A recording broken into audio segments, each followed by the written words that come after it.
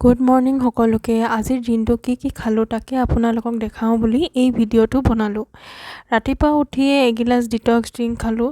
তাৰপাছত অভাৰনাইট চক কৰা আলমণ্ডছ কেইটামান খালোঁ, যোনটো মই বাকলিটো এৰুৱাই লৈছোঁ, আৰু বহুত বেছি ঠাণ্ডাৰ দিন কাৰণে অলপ গৰম পানী দি লৈছোঁ যাতে অলপ গৰম হৈ যায়। ব্ৰেকফাষ্টৰ কাৰণে মায়ে বনাইছিলে ৰুটি আৰু চব্জি আৰু ঘৰত বনোৱা জলকীয়াৰ আচাৰ, বহুত বেছি ভাল হৈছিলে। তাৰপাছত মই অলপমান আমলখি কাটি ল'লোঁ। এটা আমলা জুচ বনাম বুলি ভাবিলোঁ। মাৰ্কেটৰ আমলা জুচত বিলিভ কৰিব নোৱাৰি, তাতে মই কেঁচা হালধি আৰু আদাও দিছিলোঁ আৰু অকণমান ক'লা নিমখ, আৰু এয়া গৰম পানীৰে মিক্স কৰি হৈ গ'ল আমাৰ আমলা জুচ ৰেডি। বহুত বেছি হেল্ডি হয় আৰু আপোনালোকেও খাব পাৰে। মাৰ্কেটৰ আমলা জুচতকৈ বহুত বেছি ভাল। দুপৰীয়াৰ ভাত সাজৰ কাৰণে মায়ে এয়া যোগান কৰিব ধৰিলে। মাছ ভাজিছে আৰু বেঙেনা ভাজি আছে, আৰু মাছৰ গ্ৰেভিৰ কাৰণে এয়া ধনিয়াৰে এখন গ্ৰেভি বনালে। ভাত সাজ ৰেডি হ'লেই আৰু গৰম গৰম খাব ল'লোঁ আমি। অমৰা দিয়া দালি, মাছৰ গ্ৰেভি, বেঙেনা ফ্ৰাই আৰু ভাতত কাচকল আমি ষ্টিম কৰি দি দিছোঁ।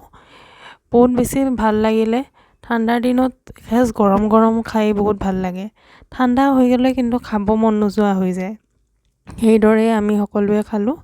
তাৰপাছত অলপমান জুই পোৱা ব্যৱস্থা কৰিলোঁ। বেছি আন্ধাৰ নহওঁতেই আমি অলপ জুই পাওঁ কাৰণ ৰাতি অলপ বাহিৰত থাকিব ভাল নালাগে। তাৰপাছত ইভিনিং স্নেক্সত মায়ে মালপোৱা বনালে, তাকে খাই মই অলপমান গা চা ধুই ফ্ৰেছ হৈ ল'লোঁ। তাৰপাছত ডিনাৰত মই বনালোঁ এয়া বিটৰুটৰ পকৰি। বহুত বেছি ভাল পাওঁ আৰু বহুত ভাল লাগে খাই, হেল্ডিও হয় আৰু একদমেই অইল এবজৰ্ব নকৰে।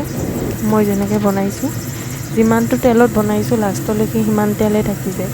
আপোনালোকেও খাব পাৰে, যিসকলে বিটৰুট খাব বেয়া পায়। এই ধৰণেৰে খালে সৰু ল'ৰা ছোৱালীয়েও খাব ভাল পাব। ইফালে আৰু বনাই আছোঁ ফ্ৰেঞ্চ বিন আৰু আলুৰ এখন ভাজি। এই ধৰণেৰে খাই মই বহুত বেছি ভাল পাওঁ।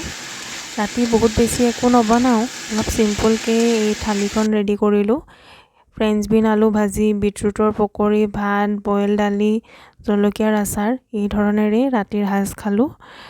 আৰু এইটো মোৰ ফাৰ্ষ্ট মিনি ভ্লগ আছিলে। আশা কৰিছোঁ আপোনালোকৰ ভাল লাগিলে। কেনেকুৱা লাগিছে জনাব। Thank U.